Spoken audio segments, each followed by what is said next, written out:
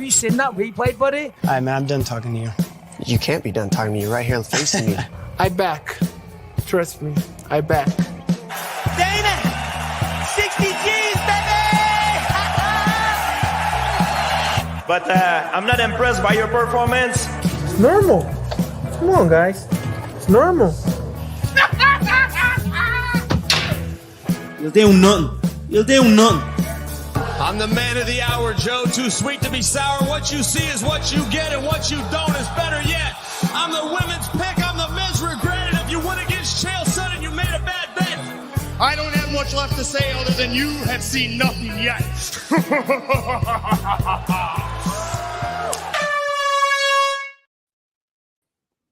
What's happening, Fight Week Show fans? Fight Week Show people, them salute to every single one of you.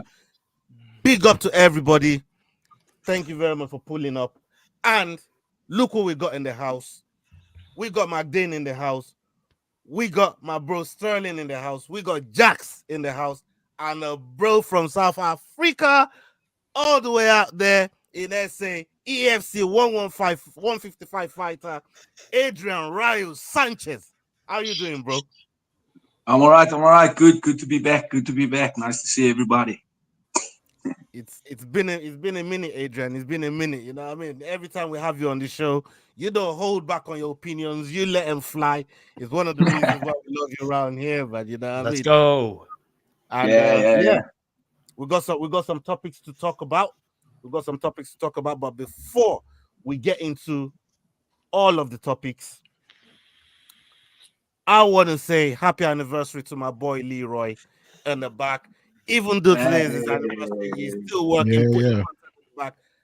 Happy anniversary to you and your wonderful lady, my bro Perry. Big up yourself, my brother. Salute to you. Wishing you many, many more years to come. And hope you're having a nice day. Okay. So Leroy has put some videos together for us, even though today is his anniversary. Business as usual for Leroy. I'm sure Mrs. Leroy's been happy about his computer time today. There's too much screen time. I know, Bro, they'll get it put in baby, just let me get this done. I got an awesome dinner plan. They'll get it put in the doghouse already, man. They'll get it put in the doghouse. Boy, he's facing doghouse sentence as we speak. You know what I mean? For carry on. Big up yourself. Okay, the first one on the docket is this one right here. Get ready for another chapter in the incredible career of Donald Cowboy Cerrone. The 41-year-old fan favorite has announced his return to the octagon with a bold goal in mind. Uploaded to his Instagram account, Cerrone posted a video of his intentions with the caption, "I'm chasing greatness, 50 UFC fights. Not only do I want to win, I want to finish, I want a bonus.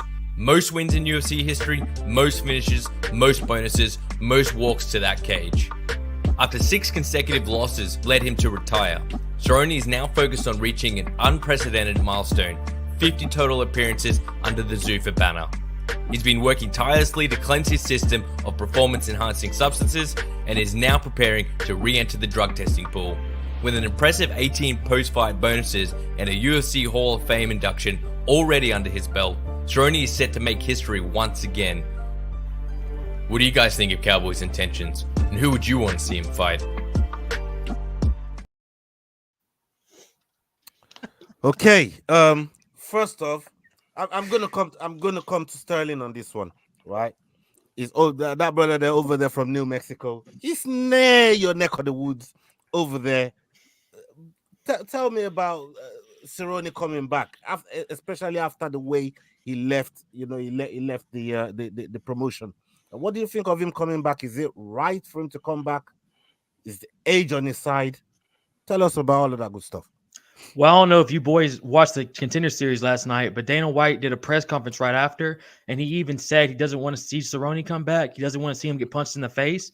So I don't think we're going to see Cerrone come back in the UFC, boys, anyways. Cerrone did make a post about it yesterday about he does need to get into 6 months, being clean and all that. So it will be a while before he even does come back. But I legit think Dana's not going to let him come back. If he did come back, I would want him to fight Tony Ferguson but I guess he's not in the UFC anymore. So honestly, I'd like to see him do like a karate kickboxing fight, maybe karate combat. Maybe he goes to just does a kickboxing fight, bro, because I still want to watch Cerrone. And now he's on the juice. My man's got his hair back now. Fucking put me up for Donald Cerrone, son. I would not be mad at this. Just let me know what y'all boys think about this, and I'll shut the fuck up. I would not be mad at Donald Cerrone versus Anthony Pettis karate combat. What do y'all boys think? Yeah, That's not bad. That's not bad at all. That's not bad at all. I mean, Adrian, what do you think? Obviously, you've been in the game a long time. Walking away from the game, like Dana said, there's something that pushes you to walk away from the game. And it's well documented that Dana don't like fighter that walk away from the game and then just want to come back in. Some people it tries to get him back in, like yours truly, Khabib. He tried. Yeah. We just said no. We just said shut that down. But let me just frame that question real quick here. But what do you think? Because majority of the time he don't like fighters just leaving and then wanting to come back.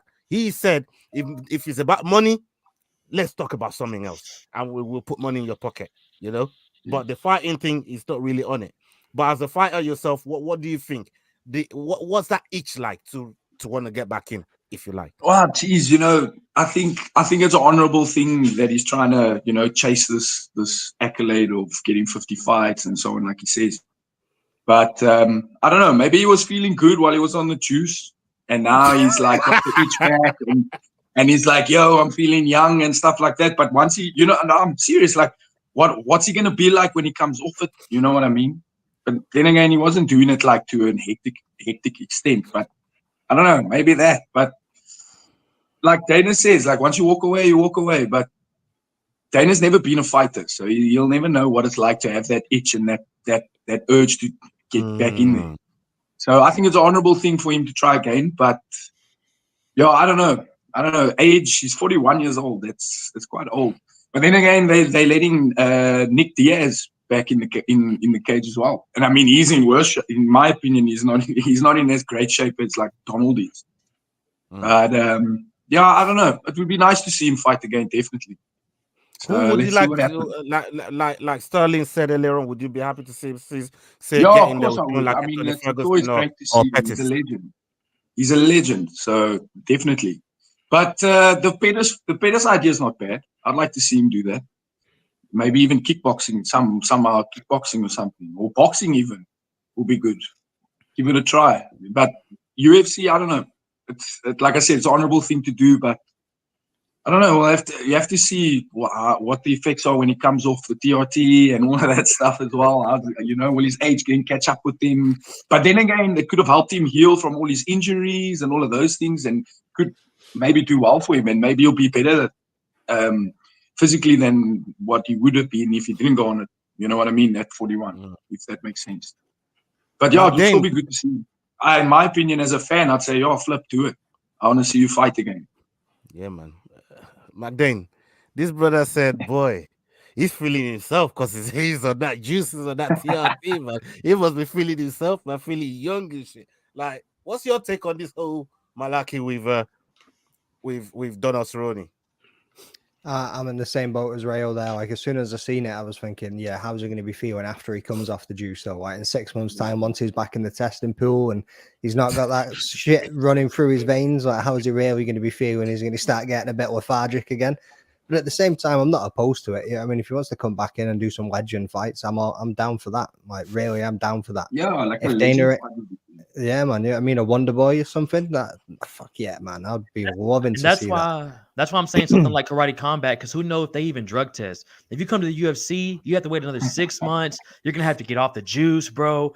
Fuck all that. Just go to Russia, go to karate combat. Let's just take a fun fight, bro. You know what I'm saying? Like, it could be anybody, bro, and we would watch. So maybe even bare knuckle Mike Perry. Who knows? But I wouldn't worry about the UFC, bro, too much, honestly, unless it's for money. And maybe like Adrian said, that was a good point. I didn't think about the 50 fights. So who knows, boys? Maybe he's just getting the itch again. So my bad, McDane. I didn't mean to cut you off. I was about to say, good answer, McDane, and bless you to bless you to Jax there, mate. Seen you sneezing. So yeah, what's he going to open? Even BKFC, that'd be an interesting one if they want to put him in there. See if we can get some bare knuckle fights for Donald Cerrone would be interesting. But damn, bro, what he's done for the sport, Hall of Famer. Let him come back and fight 2 fights if he wants to come back. You letting Tony Ferguson roll around on a fucking 7-8 fight losing streak. Least you could do is let this man come back and have a couple of cracks at it. Well, they cut Tony. As long as he's clean. When did they cut Tony? After his last fight? Did they actually cut him? Was that real? That when y'all put in the chat? No, you got had, bro. I haven't heard Tony being caught. Motherfucker. They ain't cut Tony, bro. Yeah, they got you, bro. They got you, bro. You got damn it. That was a fake UFC roster account. Yeah, man. You got bro. You got. I was fucked up for like 2 days. Why do you not do that to Sterling, man? God damn it, Adrian. My bad, bro. I'm better than this. I don't know. I'm. It's fine. You get your first time graces. First time graces. Right. I cannot believe that. Are y'all serious right now? That wasn't real. Nah, you got. I don't know. Jax, please let me come to you on this I'm googling. This whole Cerrone thing, because I got a take on it, but I want to hear everybody's like. Well, one, the UFC monetarily, and I think Adrian kind of was going that direction. Like, they're not gonna let that dude just go out there and fight somebody else, Pettis or anybody else, and them not get no money off of it. They're not gonna do that. But at the same time, I mean, personally, do I want to see him fight again? And Cowboy is one of my favorite fighters of all time. No, I don't want to see him fight again. However, if he does decide to do that, and that 50 is what he really, really wants, it's got to be, some of the names that y'all mentioned. Whether it's Nick Diaz, Tony Ferguson, Clay Guida, somebody in that age range. I don't like the Stephen Thompson. I think Wonder Boy would do terrible things to him. I mean, once he comes off that juice, that fruit cocktail, like, I think he's gonna be in bad shape.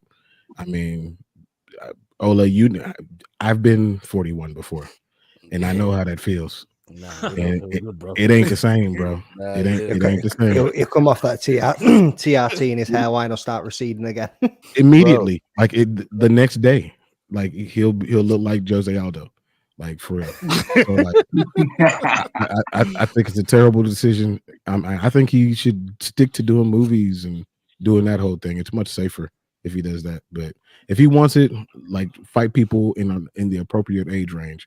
Don't be out here fighting, these young killers, because he gonna get killed. Well, that's why I suggested legendary fights. Like, you can't be putting him in there against prospects. You can't be putting him in there anybody that's in the top 10. You know what I mean? It just wouldn't be fair at this stage in his career. And then what we're going to see him throw a fight like he did against Conor. I think that Clay Guida, what you mentioned there, Clay Guida versus Cerrone sounds good. I think that would be a nice fight for both of them, actually. He's fighting Chase Hooper. That's just been announced. Well, let's see what happens. Maybe they can throw Donald in there afterwards. Even if Guida loses or wins, doesn't matter. Throw Donald in there. Oh, wow. Yeah, man. Let me do some housekeeping real quick. Big up everybody that's in the house right now. Over 50 of you watching live right now. The dog got something to say every time I go and do something. That dog gets me every rascal at time. Big up every single one of you, man. Make sure you're liking, make sure you're sharing.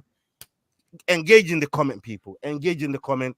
And make sure you're following the Rambling That podcast, HeadKickPod, Making the Walk. We got S-Dog MMA. Come show some love. The Fight Week show. We're over here every time giving you lot content. Over the weekend as well, Mark Denny is going to be handling the Francis Ngannou versus the Pereira watch along as well. Make sure you're here for it. The prediction show, I slipped down to 3rd place. I was first for 18 goddamn weeks. I'm suffering. Please come and support. Come show some love. Come give me that energy to get me back to 1st place, people. You know what I mean? You know you love the kind of leader that I was here. Mark Denny is going to be a tyrant. He's going to be a tyrant, man. You don't want this guy leading this prediction thing, man. You know what I mean? Let's keep him off the table, bro. But people, come show some love, man. Salute to every single one of you that's been supporting. Big up yourself, Static. I see you, man, in the chat. Everybody that's supporting in the chat as well, man. Big up yourselves. Thank you very much for logging in. Right. My thing is with Cerrone, I hold a grudge. And that fight with Conor, I still hate him for that. And I love Cerrone. Like, I backed him.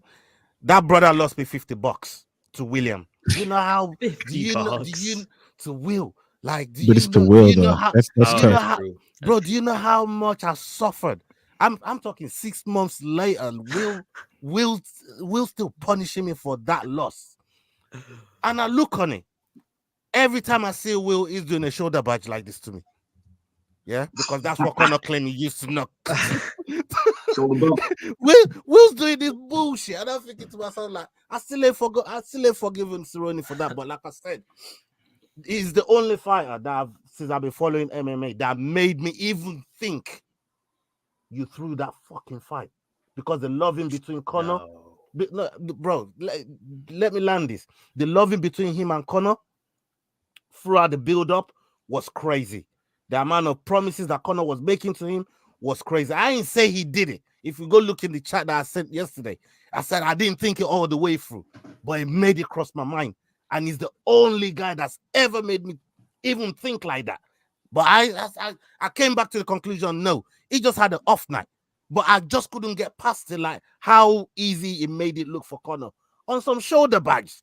Are we fucking what we smoking? You know, like on some shoulder badge. Like, what is this? You know, this Cerrone I was expecting at 170. You go in there and kick his head off. That's what I was hoping for. But obviously I didn't get that in the fight. So the fight after that, Cerrone, obviously, you know, it met my favorite transport, you know what I mean? He met this guy over here, you know what I mean? We had to throw him under the bus. He met the bus. We had to throw him under the bus for a minute. You know what I mean? But we're trying to pull him back. I want to get him back on the bus because I love Donald. I love Donald Cerrone for the amount of great times, great entertainment that he's given us over the year. Most bonuses, most finishes, most this, most that. Like, this man don't care when anytime, anywhere, any weight class, 155, 175, get me there and I'll do it. That was what when I think of Donald Cerrone, that's what I think. That's what you know what I mean. I don't want this crazy stuff about. Then I go back to that Conor fight and it just dampens the whole thing.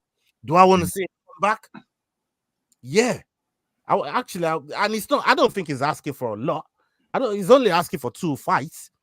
He ain't asking for a lot. And it's not saying I want to make a run back. That's too many. That's 2 fights too many.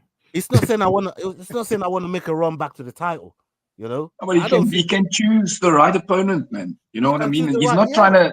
You see, that's my thing. Like that's why I say it's an honorable thing, because I mean he can do it, it's possible. But there just needs to be the right opponent, because he's not chasing a belt. He's not trying to get into contendership for anything. He just wants to get that 50. So why not like throw in a legends fight, like say for example, like him and Guida, or something exciting like that. That would be nice. But my gears are still there. There's plenty of 40-year-olds in the UFC. What weight? Yeah, exactly. What weight class? You know what I mean? What weight class? 170. I think you'll go Walter. I don't think you'll cut. I think you'll go Walter. I think 170. Yeah, I think 170. Yeah. I don't think you'll cut to 150. Why not? 170. I would say Nico Price, but they already fought and it went to a draw. Why not him and Nick Diaz? Yeah, make it. Him and Nick Diaz is amazing. Yeah, Nick Diaz would be. That would be a great fight. That's amazing. That's him and Nico Price. Nico Price is good at taking a dive, right? He's good at that. So but they already fought. They fought before. But it was a draw. They can run it back, so we get this. Yeah. Oh, why not? That's the result. Dana, listen to this clip. Nick Diaz, get Vicente out, take Vicente, pull him, slide Donald in there. Let's go. There we go. I like that. Can watch That's on a the bench. banger fight. That would be good. I think that would be nice. That's that would be good. Something good for fans. I'm trying to think anyone else in 172 that's kind of still like an old. I was gonna say Neil Magny, but fuck Neil Magny. I'm trying to think of somebody like Neil with a name, but he can beat him. Ferguson's not cut, by the way. When he like half retired, he said he's not leaving, he's not going anywhere, and he left one glove in the ring, and then he walked away with the other one. So it was like a 50-50. That would even be a good fight, like you said. Ferguson said he's too old to retire, man. You know what I mean? That's what Ferguson said. There's 2 fights there. Boom, done. Tony Yeah, can bro. get some. They can all get some. That's a really good point. And they fought before, and the only reason that he finished the fight is because Donald blew his nose and his eyes. Yeah. Yeah, his eye. I remember He never even finished them, so that's a good rematch. They could build that up. There's 2 rematches there for him in Nico Price and we're matchmakers, baby. And the only one Adrian. The only one to fight. You know, he's not asking for a lot, and I think it should for what he's done for the promotion, for what he's done for MMA, for the Hall of Famer that he is in my eyes. I think he should get that, you know, and just cherry pick the fight for him. You know what I mean? Nice fights for them. Make it nice, equal, and then lekker. Everyone's happy. Man. Dana can smile. They get a lot of money from those fights. Done. Lekker. You know, all this crazy. I mean, another one of these like BMF fights. They could put it as one of the cards, like you know, on one of them. It don't even have to be like a real card. You know, we could have one of them novelty BMF cards. Throw him on there with one of the big names on the legend. Like everybody will want to see that. You know what I mean? So why not? Why not? And you know, if he if he gets smoked in the 49 fight, he might see the boss again in the 50th. We don't know. I want to give him that chance to get back on the bus. Man. Ola, I'm sorry. If he goes up, if you're thinking about the McGregor fight again, it's same result, same way, maybe even quicker, in my opinion. Wow, you think if they do it again, even quicker? Yeah, I think it will happen. Yeah, that was a downward spiral, man. So it's over. I think it will happen. Same result. And you know the worst part? He was complaining about not getting paid and McGregor not making the promises that he promised him after the fight. He was going at McGregor for so long. And I'm thinking to myself, bro, you're compounding this in my head. Like, how you not coming after McGregor for what? You know what I mean? Like, for what he didn't pay you, for what he didn't give you. Like, what is this? You know, it just made me start thinking all kind of fugazi, man. Like, no, I don't want to be thinking that about my sport, man. You know what I mean? But it was the only one guy that ever made me think of it like that. I'm not gonna go there. I'm gonna give him that benefit of the doubt. But it doesn't. Him coming back, I welcome it. You know what I mean? I know Jackson's against it, and I get your reasons, but I welcome it for the. Yeah, he needs to change them thoughts that I got going on in my head, man. And Nico Price didn't do it with that draw, you know what I mean? So, it needs to help me with that. Okay, let's go on to the next video that Leroy has left us with. This one here.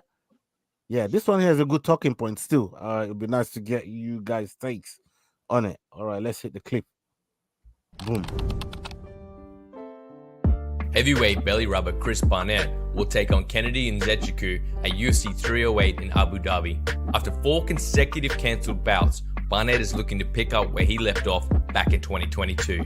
Standing on the other side, the African Savage, Nzechukwu is moving up a weight class and hoping to snap his 2-fight losing streak.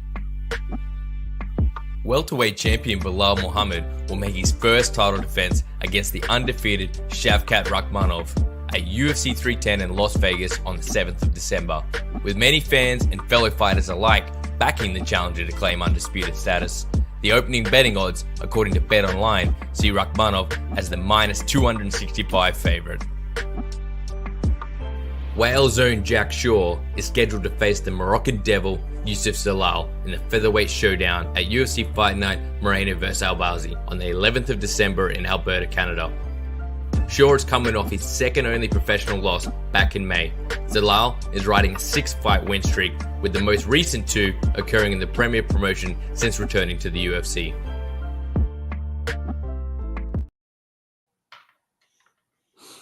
Yeah, man. Big up everybody in the chat. I see our crossover MMA in the chat. Big up yourself. Wolfie, my boy Robocop. Salute to you. I see you right there. Static doing the Lord's work as usual. Thank you very much for pulling up. Big up everybody right now. Make sure you drop in the likes. Big up every single one of you. Now, we've seen the clip there that Leroy just put together for us with some of the fights that's been put together. I wanted to let me come to you first, Jax.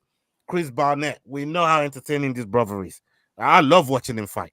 But every time he's been booked for a fight, for some reason it gets cancelled, maybe injuries or illnesses for whatever reason. But how excited are you to see Chris Barnett back in the octagon for the amount of time that he's had a layoff? I mean, I've been waiting for him to get back in for a while, man. Like it like you said, it seems like there's always an obstacle that keeps him from getting in there. I mean, this time it was a whole hurricane that stopped him from getting in. So yeah, I'm glad that he's got a fight. It's a weird fight in the sense of the height discrepancy is crazy, but I mean, I'm interested to see that fight, and I'm just happy that he's gonna get paid. Since when has Chris Barnett ever cared about taller opponent? I was just about to say. True. He don't care. He don't care. He don't care. That's a tall tree to climb, though. I can tell you that. It's a tall tree. But I am glad to see him back, and I, like I said, I hope he gets paid and puts on a great performance. Sterling, what are the chances of Chris Barnett hitting that back spinning head kick on someone as tall as Kennedy Nzechukwu? I think we struck lightning in the bottle with that when he did that against John Vellante.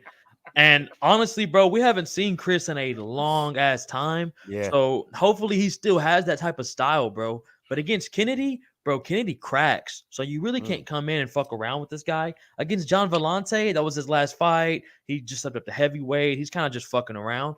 But Chris always puts on great fights, bro. Like y'all said, I'm kind of just waiting to see if this fight even happens before I get too hype about it. No disrespect on each end, but it's just shit happens. But yeah, I'm excited for it and ready to see what Adrian thinks. I'm excited to see Barnett back. I like he's such a deceiving fighter. Like you wouldn't expect him to be as athletic, and like he's like a bouncing ball. But you would never say that. Flip. I don't know. The other guy, Flip, I can't even pronounce this guy's surname. But the guy that is fighting. Yeah, that guy. Kennedy, he's quite a rangy fighter. I've seen some of his fights. And I think if he can keep him on the end of his shots, Barnett's going to have a hard night. But that guy's creative. So you never know. He'll figure a way. He'll find a way to get in there. If you can catch him off guard, with something out of the blue or, something that's unorthodox.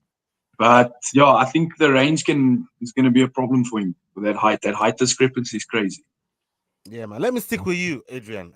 This fight with Rakhmonov and Belal. Obviously, we've seen Belal since he won the title and beat Leon Edwards. He's been talking a lot of shit. He's coming for everybody. He's going after featherweights. He's going after heavyweights. He's going after everyone. It's like everybody's catching this smoke from Belal. What have you made of Belal as a, I want to say as a champion since winning the belt? And what do you think his chances are with Rakhmonov? I'll give you my honest opinion. A lot of people probably aren't going to like this, but I'll say it anyway. I think Belal's too soft for Shavkat. He's too soft. I'm with Adrian. Shavkat is a zombie. I don't know if you guys watch most. He's a very silent guy when he's in the ring. Like he's a zombie. He just walks you down. He comes in there. You throw shots at him. He takes it. He doesn't flinch, and it's like a Pereira, another Pereira. He's got no emotion. It's just he's there and he's in front of you. He's a zombie. Now Belal, the word you're looking for is stoic. Yeah, stoic, but like I think he's a zombie. Like Stop it. You jinxed him now, man. That guy, he's like a cinder block. Honestly, he's just solid. So I think Belal is too soft for him. I think Shavkat's going to break him down. Belal's going to try and pick at him, and he's going to try things, and he's going to see it's not going to be effective because this guy's tough. And I think he's going to beat him. I think he's going to beat him. Honestly, think he's going to beat him. He's going to get that belt, unless Belal somehow sheds some skin and hardens up and like stops talking shit and actually starts training and leaves the unnecessary bullshit. Now that he's got the shiny belt, now he's like wearing sunglasses and whatnot. He must look at the guy that's in front of him, because this guy's a machine. I'm telling you, he's like a Terminator. So I'm excited to see this fight. Either way, I'm happy for Belal. He got his redemption, winning the belt. So hats off to him. Well done. He did it in a good fashion as well. It was very impressive to watch. But he's got another task with the Shavkat, and I think this guy's going to bring it. Like, I think this guy's really going to bring it. Jax, I don't know if you've seen him going after Ariel. He was sitting down with Jason Anik. Big up Jason Anik. He was sitting down with him on a podcast, and he went after Ariel. Obviously, Ariel is the king of receipts, and he ain't shy from clapping back. He was pulling them receipts, man. He pulled a lot of receipts on Belal too. How he was sticking up for him, how he said, he's been unfair, how the UFC's treated him, making him go through the hardest way to get into title contention. What do you make of this? I mean, the war that is going against everybody, but this one in particular against Ariel, because obviously you kind of brought it up in your interview with Kevin Lau, Ioli. I said it again. Kevin Lau. I said it again. Kevin Ioli. Great interview, by the way. Fantastic interview, and I saw you brought Ariel on, brought Ariel up in terms of he's now the new employee at Yahoo where Kevin used to work before, and he said very, very good things about Ariel, at least in the journalistic sort of fashion. But where's this discrepancy between fighters and what they expect from media personalities and the way Belal's coming after Ariel? It's not the first fighter to do it, but I just wanted to get your take in general on how fighters really come at media personnel as well. Man, it's interesting. Like, I mean, they're in two very interesting situations. You got Belal, he's reached the mountaintop, the place that he wanted to be. And so now he's like, well, now I'm firing back on everybody. Anybody can get it. And he's firing at people are catching strays that had nothing to do with anything. And Ariel is the type of person, of course, he's in a very similar situation where now he's got the uncrowned thing. And, ever since he kind of transitioned to being heel Wani and being less of a media person, media journalist to a media personality, like he's changed and he's been very different and very adversarial and pretty much a shit starter. And so you got two of those things going back at each other, and it's creating pretty good content. It's pretty interesting, but like, I feel like it's for Belal, you still have to fight these people, and you're doing all this talking. You still got to go and fight folks. So I feel like you don't need to be talking about Ilia Topuria. Like, what does that have to do with anything? Don't talk about that dude. You're not gonna fight him, so don't talk about him. You got a killer that is coming in front of you with Shavkat. Worry about that. That's the thing that you need to worry about. And I don't think that Belal is going to get washed in this fight. I do think that he's going to lose, but I don't think that he's going to get washed. I do think that he's a very different fighter since he's teamed up and really been in the camp with Habib and Islam. That's changed his work ethic. He's always been a hard worker, but it's changed it just a little bit more to put him at a different level. I think that he's going to give Shavkat an amazing fight, but I just think that Shavkat is just better, and that's just kind of what it is. Sterling, you got something on this? I'm with Adrian, bro. I'm not gonna go too long on it, but I'm with Adrian. Belal's gonna get did up bad here, boys. I'm sorry to have to tell y'all this. It's all good. Just come in and rip your pen. Take your time. I was talking. Sorry, boys. It's all good. It's all good. I was in mid-sentence, and now I just had to hear a fucking fire extinguisher go off in my fucking ear. It's all right. Some of us have daddy duties and life responsibilities to do.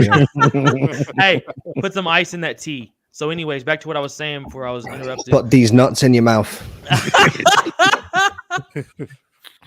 Look, I'm going to come down to fucking Scotland, fucking put you in a fucking triangle, son, and when you go to sleep, I'm going to fucking draw my nuts on your fucking face.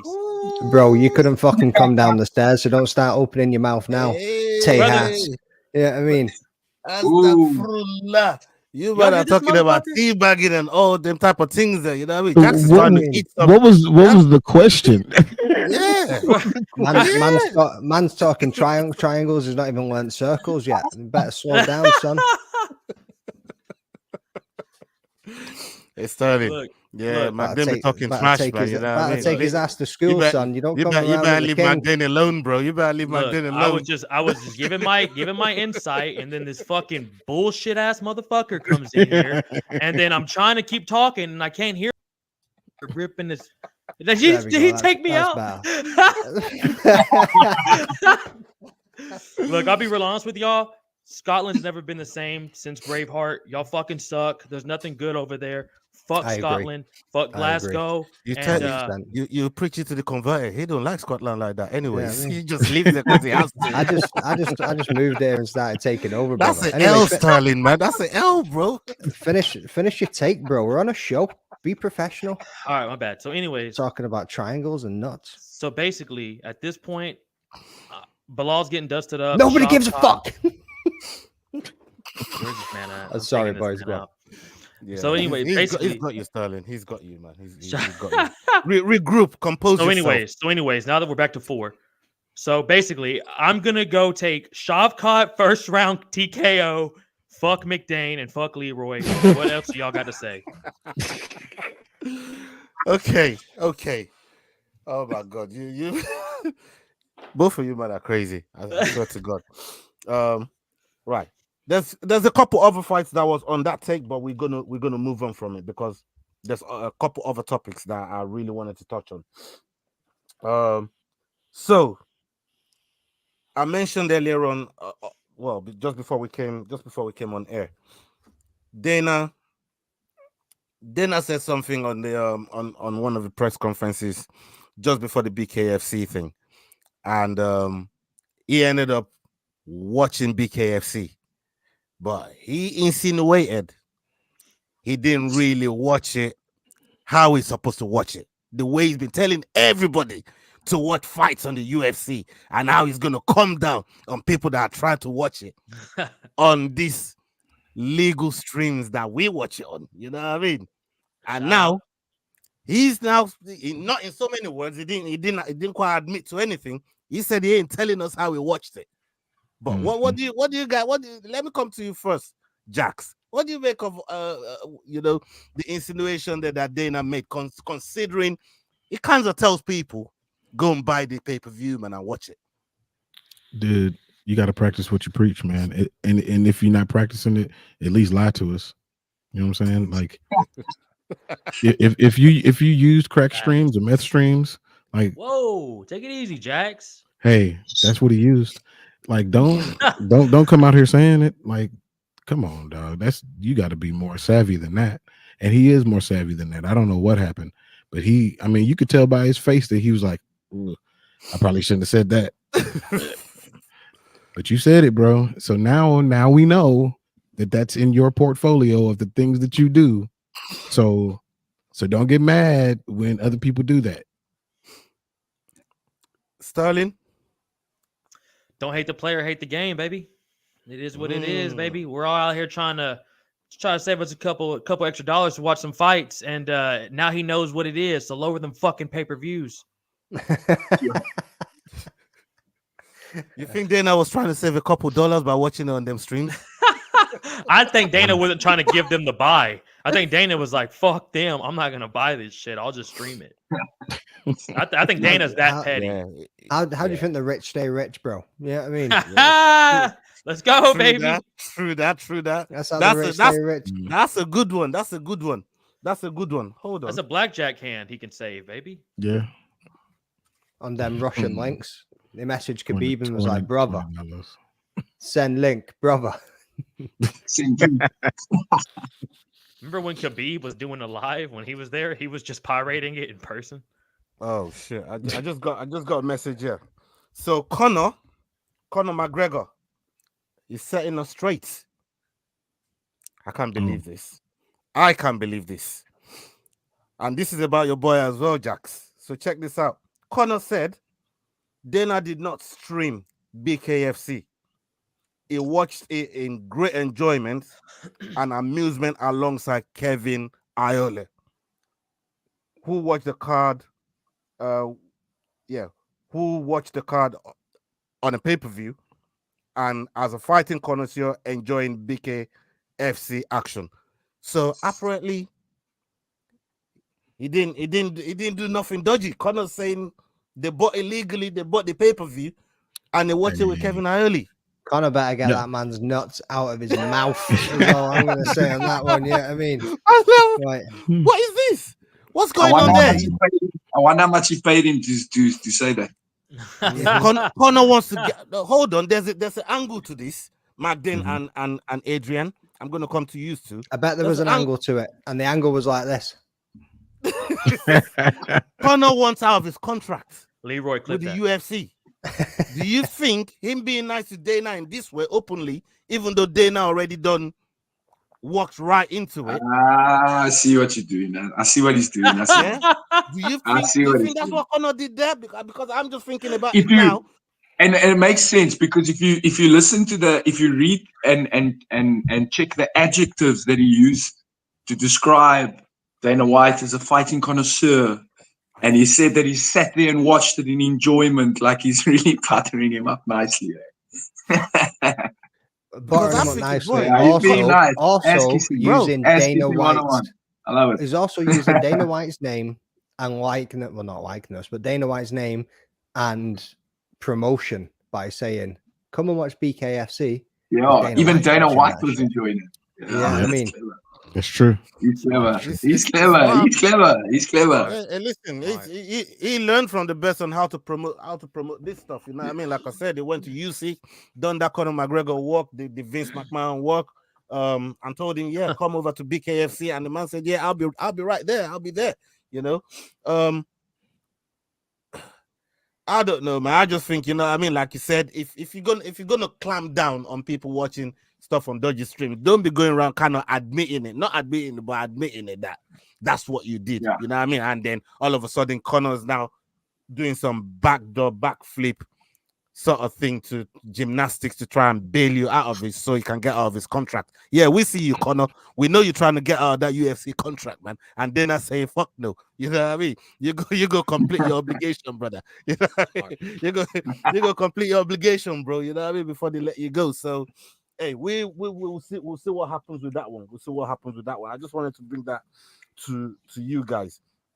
The other topic that I wanted to ask you before we get out of here, Ilia Topuria sat down with Brendan Fitzgerald and Max Holloway, and he basically mocked Max Holloway's ability to box.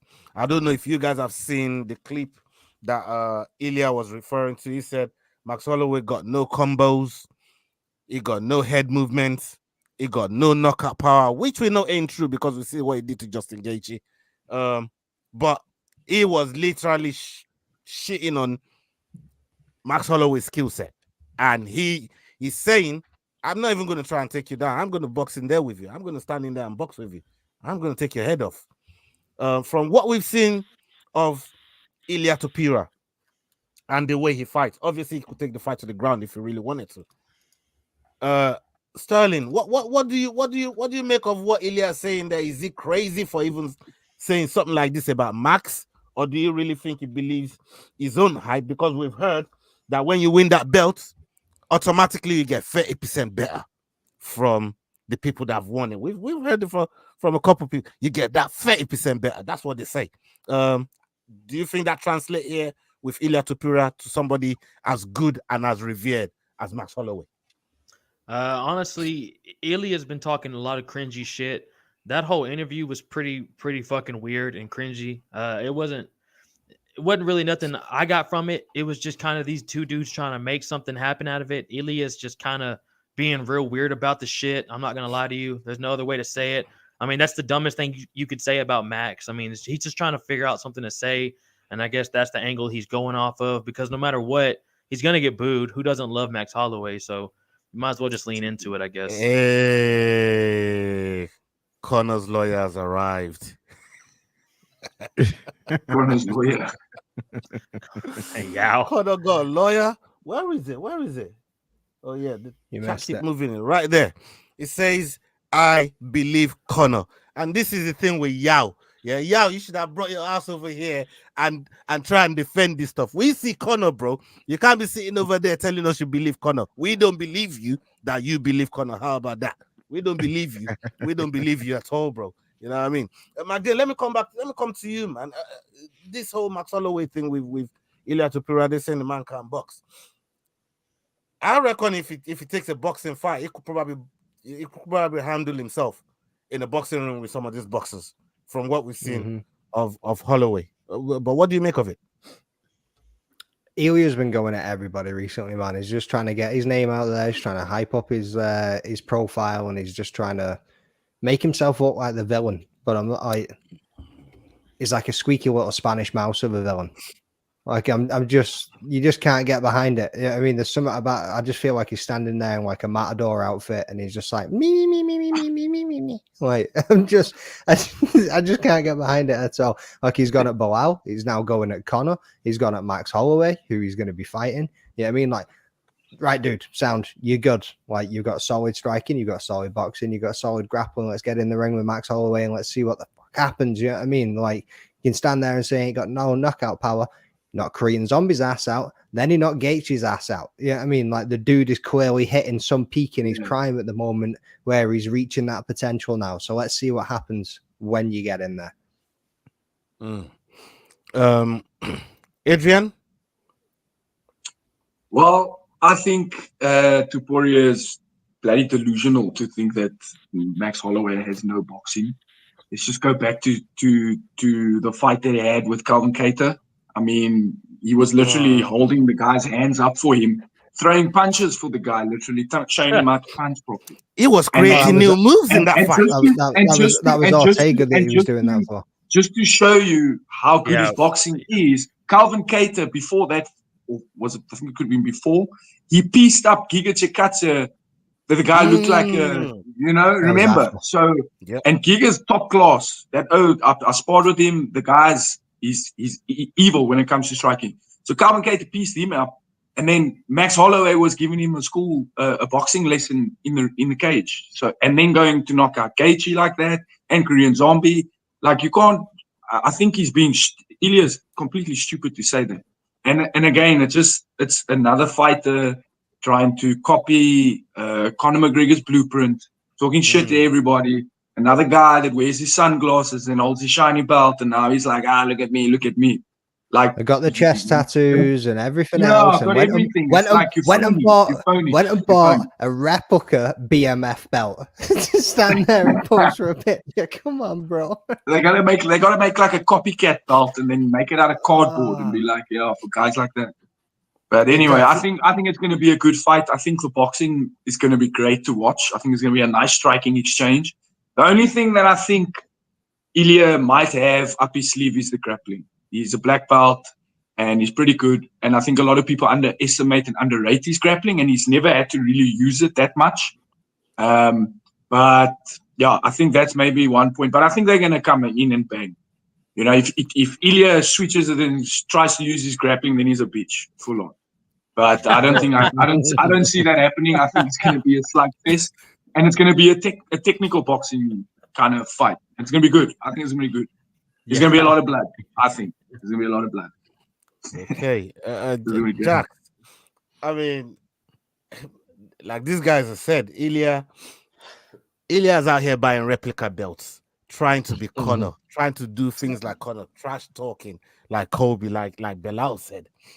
But there's this thing that he has with Conor, and I watched the clip earlier on. Conor was betting on all these Spanish professionals, right? The Sergio Ramoses, whoever is a Spanish professional in the top level. He was putting money on them to win whatever it is. And then he got to Ilya's name, and he says, Ilya is Spanish. Ilya's Georgian. Nah, I ain't putting my money on him. Bro, Ilya was watching the thing, and he said, "Oh, did Conor just say he's not putting money because I'm Georgian and I'm not really Spanish? That means Conor likes me. That means Conor likes me. I mean, that means Conor believes I can beat Max Holloway. Is why he even thought he was going to put money on me in the first place. No, he was just putting money on Spanish people. But Jax, what do you make of this delusion that Ilya is on, bro? And as a champion, is he is it making? Does it look good to you as a champion? Is it like a good champion in front, like to you? Well, it's interesting that you use that word delusion, because that's exactly what I was thinking about. There's a point with a person where confidence becomes delusion, and delusion is not good because you think that you can do things that you cannot do. Confidence is good because you're confident in what you have done and what you've put into what you can do. And so if he floats over into that delusion and he comes out here thinking, oh, well, Max can't box.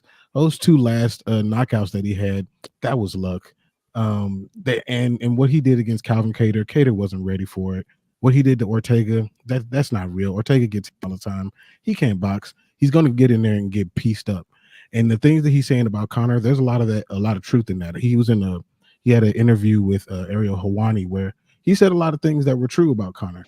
But when it comes to looking outside of this is the same thing I was talking about with Belal. When you take your eye off the ball and you start looking around at other things, Max is right in front of you, and that is not a person that you want to ignore. You need to be focused on that guy right there. Don't be talking about Conor. Conor ain't fought in forever, and he probably won't fight. That dude got a ton of money. He's at where you're trying to get. So don't talk about that dude. You need to worry about Max and stop trying to downplay his skills, because that dude is a killer for real. So, I mean, I think that he's floating over into that delusion area, and that's bad for him. I think that he has all the skills to win, but Max has all the skills to humble him as well. That's the thing, because to say Max don't have a knockout power, that's crazy to me. I mean, Max is the one that's coming off of 2 knockouts, not him. It's crazy to me. Like, to say that is just wild, bro. You know what I mean? Like, we're not just talking about any schmuck in the in the featherweight division. We're talking about Max Holloway here, but like, this guy's done it all, and to go three different fights, free fights with Volkanovski to eventually get a definitive kind of win out of it, tells you everything about Max, because we know Volk is a beast, at least at the time, before he went to get these 2 back-to-back losses. And I think on another day, if Volk had recovered well, got himself together, and didn't rush back from the Islam fight, I don't even think Ilya gets it. Ilya's been doing all this talk he's doing. I really don't think so. Back to Jai Herbert, and I'm not shitting on Jai Herbert at all. I like him too, but man, Jai cracked him. Like, he did. Right? One or 2 more seconds of taking a bit more punishment, and that could, like, his career trajectory could have gone in a total different path. And if Jai's dropping you, keep an eye on those high kicks. On those high kicks, he is susceptible to those high kicks, and if there's something that Max might have up his sleeve, that might be it. Max knows how to set them up as well. That's the dangerous thing about this thing. He's overlooking him like big time. It's just crazy to me. I mean, I know, like I said earlier on, some people, you win that belt, you might just get that 30% upgrade in your confidence and in your self-belief and everything else that goes with it, to give you that extra better performance. But there's some other people, and I don't want to put Ilya, because I like Ilya as a fighter.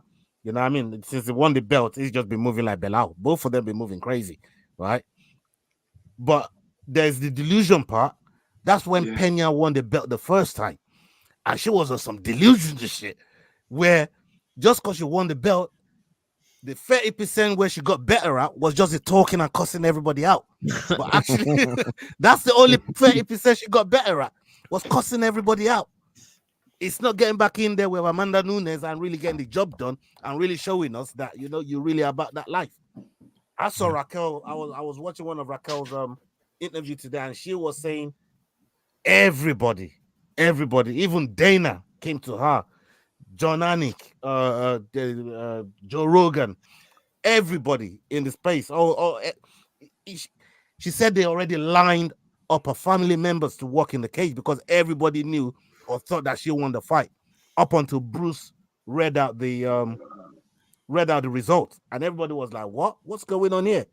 Everybody looked confused, and then they had to reset everybody and tell Pennington's family and parents to go back and sit down Sit back down. How you mean? Sit That back must down. that How must, you mean? that must have been that must have been that person's job.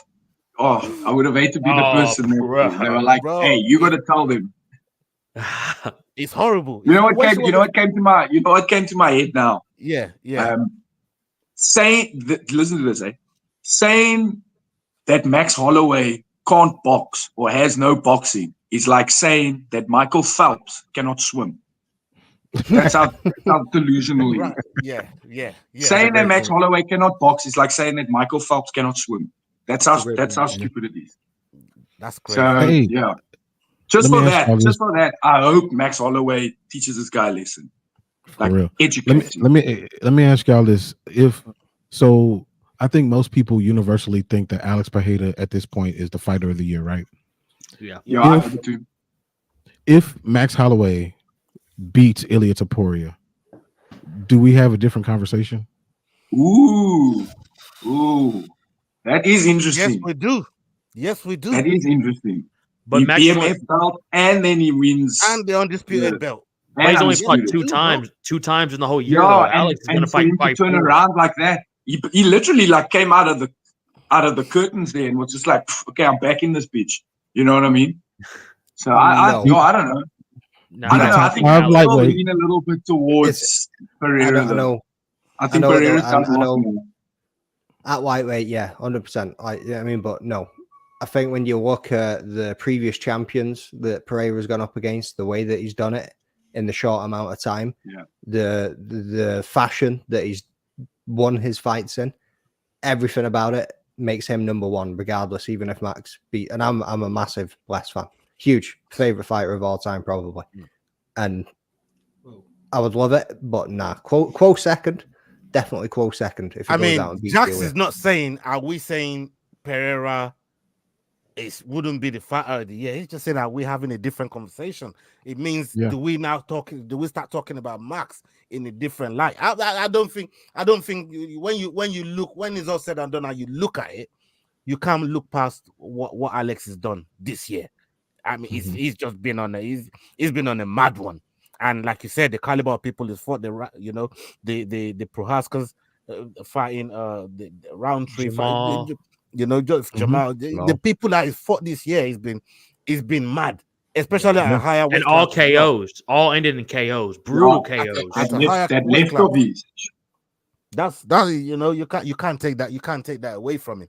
I'm just saying the value of Max going to 155 and winning, the BMF, and obviously fighting Ilia and winning the undisputed title, especially after battling for it so many times with Volkanovski, and it didn't quite go his way. I just think when you look at that whole journey to the point where the belt comes back to him, we might some people will have different conversation, and it might not be, oh yeah, let's just throw away everything what Pereira's done, but you got to put Max up there and really acknowledge what he's really done. But that's across more time than this year, and Jack stated this year. So like, yeah, I mean, going 100%. off that, I get what you're saying. 100%, I get what you're saying. Like overall, when you look at Max's comeback from losing the belt to then coming back and having the fights that he's done, having the performances against the likes of Ortega, the likes of K.E.I.T.H, then going in there and knocking out the Korean Zombie, knocking out Gaethje. You know what I mean? Like Arnold Allen. Don't forget Arnold Allen was add him to that list. I know he's your boy. I was making sure. I was like, he's skipping Almighty like a motherfucker. I wasn't skipping him. Oh yeah, you was. I just didn't want to bring up old wounds. That's it. What are you bringing up old shit for, man? You know what I mean? Like, what are you bringing up old shit for? That was the closest fight Max has ever had from anybody. You know what I mean? Like, that was a damn good big up competitive fight. It was a good fight. It was. So yeah, like over the span of the couple of years, I think you could put the two of them up there for competing of who's had the greatest story arc. But I think in 2024, even with that win, without a doubt, it's still Pereira. Yeah, it's still Pereira. Yeah, man. No, I respect that. I'm going to come to you guys with this last topic, but I'm going to go to Adrian, then Sterling first. Then I'm going to get Jax's and Magdane's thoughts on it as well. So Donald Trump Donald Trump, he's always saying something. You know what I mean? The people that keep shooting at him, they keep missing. I don't know what's going on with them. You know what I mean? At least those guys should have tried to shoot Tupac. We probably still have Tupac today. You know And Biggie. And don't we forget probably still Biggie. have Tupac today. You know what I mean? Them guys, they can't hit fucking. Anyways, he said he's amazed. I mean, this is a man that's dodged death quite a few times this year, maybe twice in 1 month or something like that. He said he's amazed at the fact that nobody has ever died in the octagon whilst fighting. What do you guys make of the safety features that has been put in place to prevent this for so long, especially in a sport, knowing how brutal this sport can be? I'll come to you first, Sterling. Sterling, I'll come to you first because Trump is your guy. But he's saying he's amazed that nobody's been, and your boy Strickland, he's been dying to kill somebody in there, and he ain't got it done. Is he failing? Like, talk to us. Talk to us. Honestly, though, let's be real. It is kind of crazy, huh? Considering how much more brutal it is. Guys in MMA cut way more weight than guys in boxing. So the fact that and man, we've seen some fucking nasty knockouts, boys. We've seen some fucking knockouts where 5 minutes went by and like Bryce Mitchell, Josh Emmett, holy fuck. And Francis Ngannou, Stipe, Francis Ngannou, Alistair Overeem, Derek Lewis, Volk. I mean, you could just keep Gaethje, Max Holloway.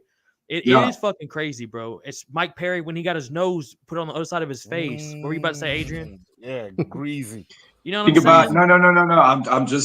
I'm reacting to what you're saying. I wanted to add actually to that. Robbie Lawler and McDonald. That fight, how much damage they took. It's a perfect example. Mm-hmm. Yeah, bro. Yeah. It's fucking insane, bro. Honestly, I'm right with there. I'm right there with them. It is kind of amazing how no one's died or nothing dramatic has happened day of a fight or night of a fight to a fighter because man, it's the most brutal sport, bro. And these knockouts are fucking so lethal sometimes, man. And not even the knockouts, like Adrian just said. Sometimes the goddamn fights are fucking Tony Ferguson, Gaethje, fucking son of a bitch. That was scary. Yeah, 100%. And we heard the shots. Yeah, I mean, Adrian, you get in there with these folks, and always say, it's kill or be killed in there. This man's trying to kill me. I'm trying to kill this guy.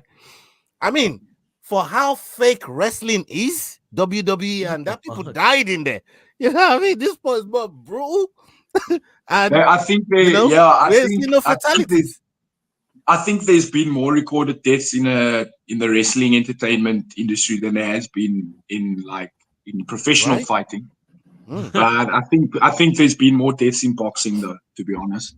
Yeah. But on the topic of MMA, I've been on the receiving end of a bad knockout and so on, and I've experienced what it can get really, really bad. But it's good that the UFC has all these things in place. Yes, it's entertaining and we see the guys get knocked out and it's we cheer for that and things like that, but we don't see what happens, in behind the curtain. So it's good that they have these checks in place. And I mean, if there's anything wrong with a fighter, he needs to go and get himself checked out. He mustn't, training needs to be checked as well. Everything. So it's good. And I mean, it's not impossible. I mean, it can happen. It has happened before, in boxing and other sports. But good on the UFC for being one of those promotions that's prevented it. That's a massive feather in the cap. And it also shows that the promotions that you should be aiming to fight on is ones like UFC because they do look after your health and they have things in place that will look after you. So yeah, that's good. I think it's an amazing feat. Just before I go to the other guys, because I wanted to pick your brain on something you touched on just now, and I can't get my mind off you when you were saying it. You said you've been on the receiving end of knockouts and then bad knockouts. What's the difference? What's the degrees?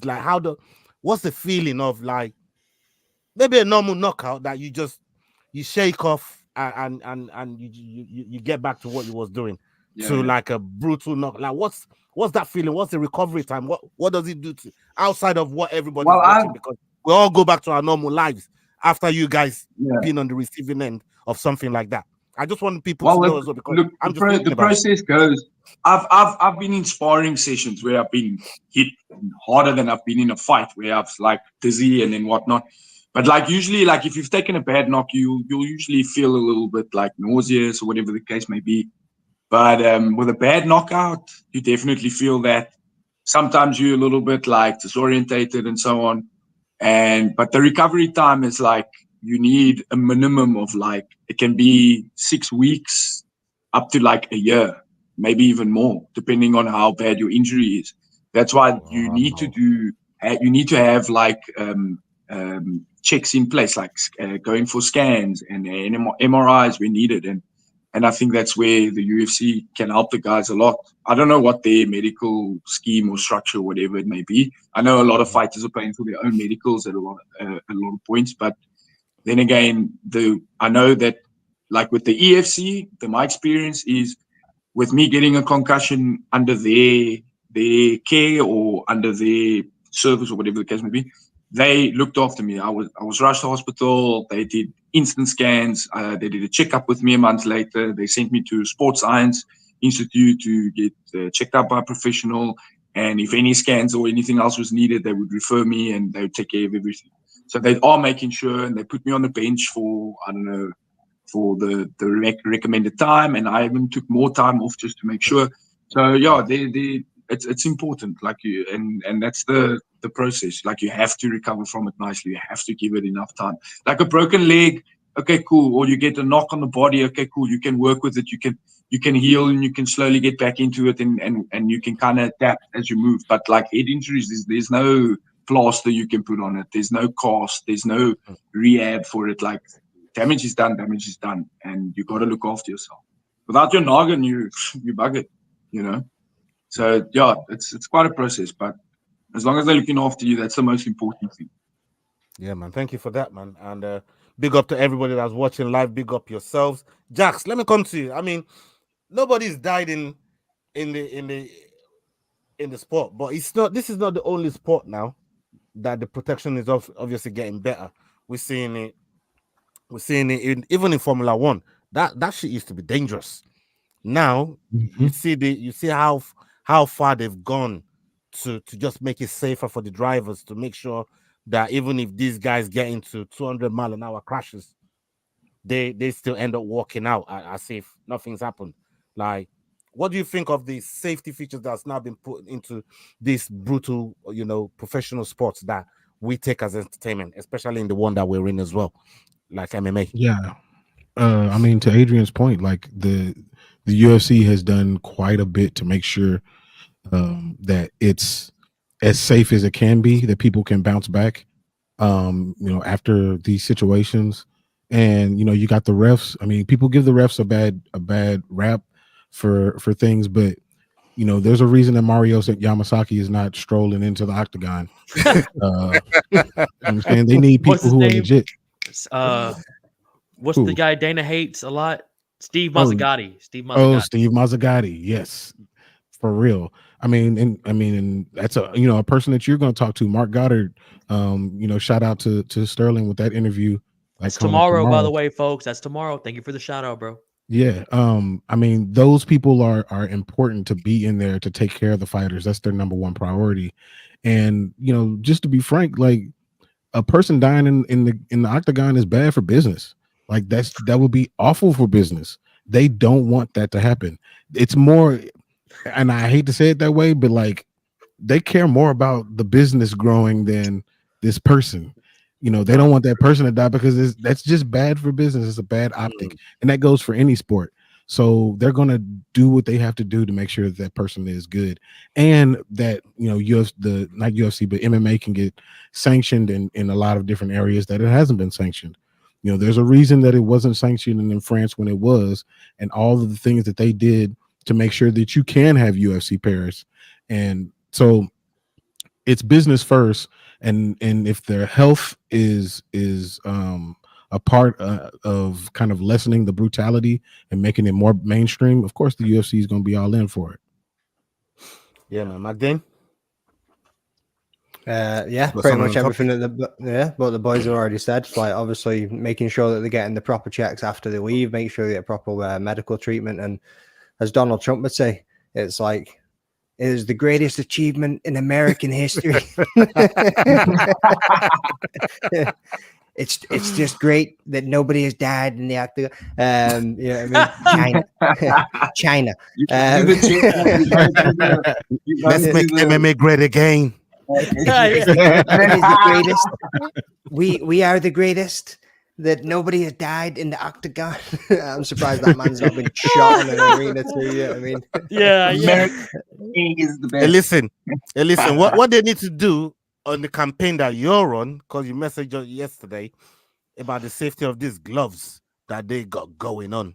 You know what I mean? Gloves that's costing. Don't be giving away my content before I posted it, son. No, bro, it's a teaser. That's a teaser. It's a teaser. Exactly. Yeah, I'll just put a little teaser out there. That'll go more to the point of the safety thing that you was talking about earlier on. But don't blame me. Blame Trump. He brought up the whole safety thing. You know what I mean? I just found. I wonder if Dana is mad at him for that though. Like low key, he's like, "Hey man, hold on. Don't be talking about safety. Like I'm out here, you know, campaigning for you, saying you're not a bad guy, and you coming up here talking about my business. I'm surprised ain't nobody died. Like, what are you doing? You know what I'm saying? I'm surprised. He sent him a text. I bet. Yeah. I was just going to ask you, do you think Dana could ever be mad at Trump? Nah. Today he is, yeah. Privately. Probably. on the low, yeah. Mm-hmm. Yeah, he probably like into his It's before they go to sleep. Sitting there going, now I'm gonna have to vote for Kamala. Damn. Yeah, nobody wants that in America, right? You know what I mean? Like Trump's on some next level popularity right now, but like his popularity is just like them two shootings are missing. That put Trump on Mount Rushmore of bloody presidents, but like, you know what I mean? Them JF Kennedy, them man, they didn't even get that grace, man. Them man, they got hit and put away. You know what I mean? Trump's still here talking shit about Dana's business and how people ain't dead in the octagon. That's crazy, man. They talking about that man bullets. Like he dodging them like the Matrix. I mean, it wasn't even weaving bullets, baby. Weaving bullets. Yeah, hit movements on point. Yeah. Hey, that boy, stick and move, baby. Stick and move. Bro, it's crazy. This is crazy, man. This is wild, bro. What's talking stick and move, you know? Stick and move, bullets, brother. Man. Stick and move to bullets. What? You float like a butterfly, sting like a bee, brother. That's what Muhammad Ali said. You got that Juliana Pena delusion going on right now. I got the Ilya Taporia delusion. I got the Ilya Taporia delusion. The other thing that Muhammad Ali and Donald Trump have in common is they both said one day I'm going to be the greatest. Yeah. Damn. Where the fuck did that come from, McDane? Damn. Shout out Scotland. The best. You changed his tune. Hey, Trump loves Scotland. Do you know how many golf courses he's got around these parts, man, that nobody uses? What he's got loads of. He's got one in Scotland as well, isn't it? Yeah, I think he's got a couple. I think one of his biggest golf courses is they wanted to dash him and told him, no, you're not getting that land back. And he's like, no, the fuck I ain't. I said, that's my that's my land. That's my golf course.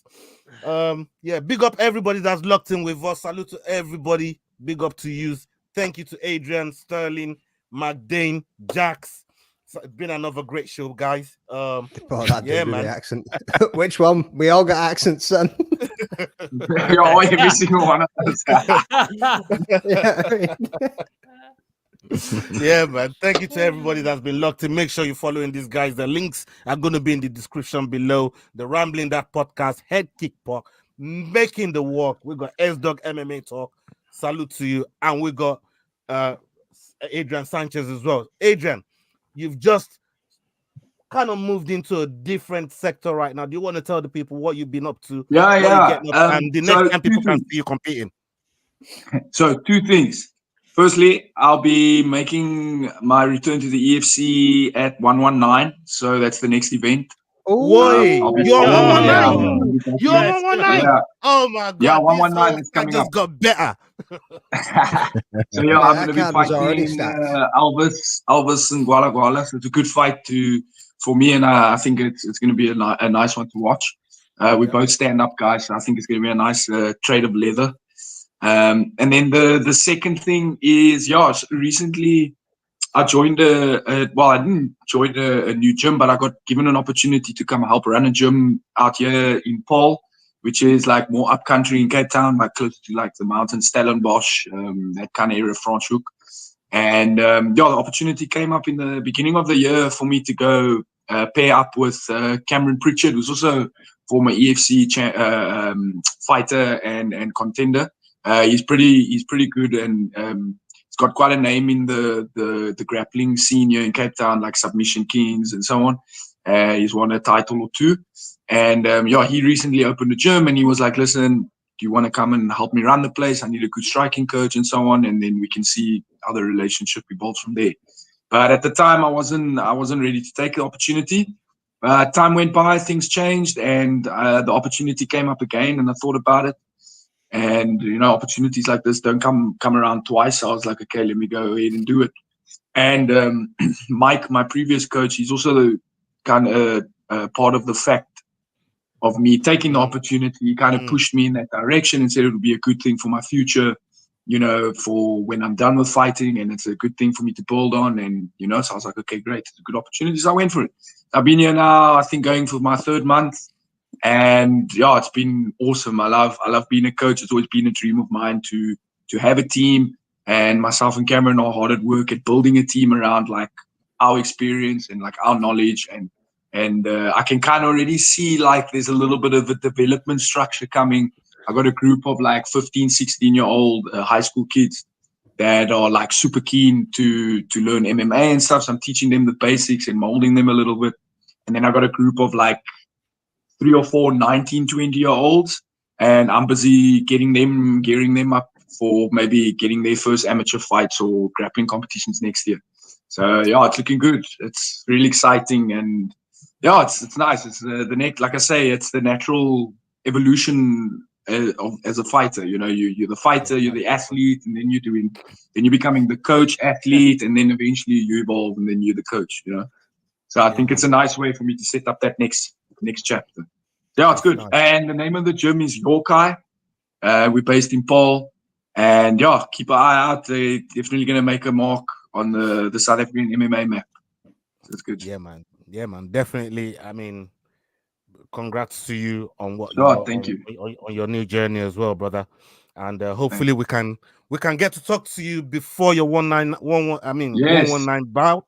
And afterwards, I really want to ask you, what is the difference in being a coach, a fighter coach, or a coach fighter? You know what I mean? Someone that's coaching, someone that's what I've learned, and I'll keep it short. What I've learned in the short time now, like I've been a coach before, but I've never had the responsibility of now having to mold individuals. I've always been a personal trainer. I've always held pads for someone else, like that. But I've never been in the position now where I've actually got to guide a group of people and youngsters. So like I said to Jax, the responsibilities change. They become more serious. They become more like, you need to prioritize them a bit differently, but the goal remains the same. You're still trying to train these guys and teach them something so that they can use it and then become something with that. So now it's not just about me winning. It's deeper than that, because now if I win and I do well, the team does well, the club does well. If I train these guys and they win, we're all doing well. So now it's not just, it's goes from like that selfish fighter mentality where it's just about me and I just want all the training and, it's me. Now it's like, it's not just me, it's me and my team now. It's me and the other guys. They also want this opportunity. So now I'm not just doing it for myself now. It's me and my team, and I'm doing it for them. And there's no better satisfaction than seeing these boys at the end of training, and they come to me and they're like, "Oh, coach, that was such a good training session. I really enjoyed what you taught us." And it's like, "Oh, I really like doing this." And that, I think, is the most important thing, Yeah. So it's quite a change, but at the same time, it helps your fight game, eh? like going over all those basics and going over all the techniques. It's like you're just redoing that theory over in your head. And then when you actually apply it to your game, when you're sparring, you're like, I remember this. So it turns on those light bulbs. It's good. It's good. I think it's a nice change. Yeah, man. Really good. Yeah, man.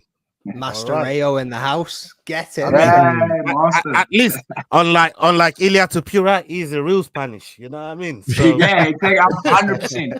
Well, I'm not 100%. I'm 50%. I'm 50%, but that's still more than him. So it's all right. On that note, people, we're going to hang it up. Thank you to everybody. Hey. Salute to all of you. Wait until the next video. I will be back. Salute. Big love. It's a Fight Week show. Hey guys, this is John Anik from the UFC. You're watching the Fight Week show. Please subscribe. Not now. If you've enjoyed this video, don't forget we do our dust-off shakedown every Wednesday, 9 p.m. UK time.